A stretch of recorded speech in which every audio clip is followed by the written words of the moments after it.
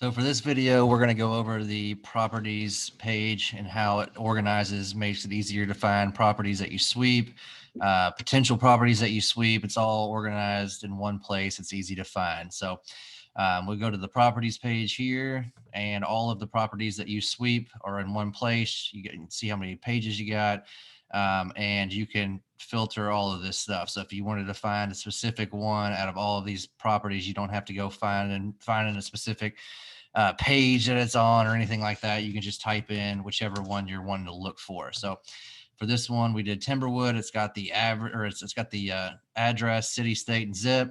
If you need to get specific stuff, you can click that button and it pulls up the kind of the deep dive stuff. So we've got the property name. You've got the outline with the dots with the trash cans. From there, you've got the address, city, state, price per sweep, which is important.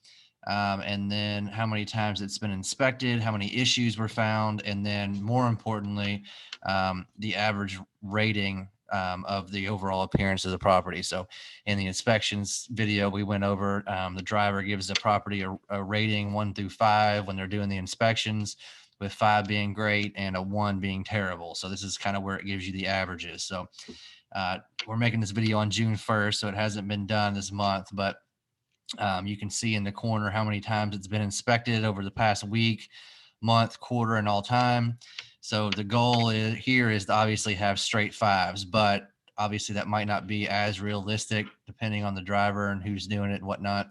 So this is a really great tool because you can see that overall it's got a rating of 4.6 out of 5. So that's kind of at the point where we start paying more attention, make sure it gets swept really well. That way we can get that grade up, and you can see there's been improvement based on the past 3 months and the past 30 days. So it also can work on the flip side, where if you see a property has an overall rating of a 4.6, but the average rating over the past week is a 1.5, that something's going on with this property. Whoever's sweeping it is cutting too many corners, and you can kind of identify any problems before they get out of hand. So and then continuing on, the routing aspect, which will be in another video, which this system also does, keeps track of the time on site for each property. So it'll take all of those numbers each time it's swept and composite it into averages the same as the grade. So you've got the average time on site for a week, average time on site for the month, and all time. So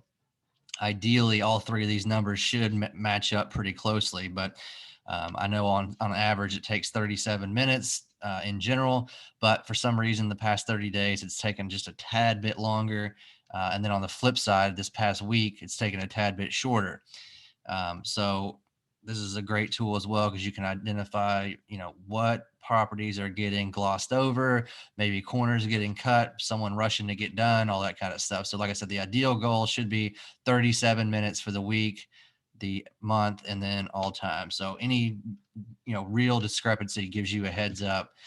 It's just another way the system provides a little bit more of, analytics to help you run the business and keep an eye on things without actually having to be on the site doing an inspection. So that's the properties page. Like I said, we're making this video on June 1st, probably June 15th.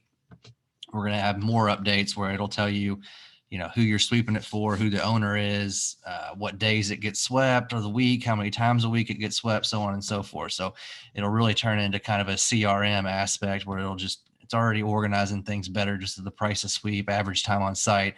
But with those additions we're making, it'll make it a whole lot easier to keep track of all the different properties that you sweep. So we will move on to the next section.